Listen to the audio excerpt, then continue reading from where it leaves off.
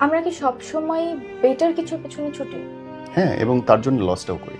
আমরা যখনই আমার জন্য সবচেয়ে বেস্ট যেটা, যে আমার জন্য পারফেক্ট, একদম খাপে খাপ যেটাকে বলে ১৬ আনা মিল, ওই মানুষটাকে পাওয়ার পরে আমরা অনেক খুশি হয়ে যাই এবং চিন্তা করি ওয়াও, এর চেয়ে ভালো কিছু আছে। আমার কাছে বেস্ট আছে এবং তখন আমি মনে করি সামনে যে যাচ্ছি আমি আরো ভালো কিছু পাবো।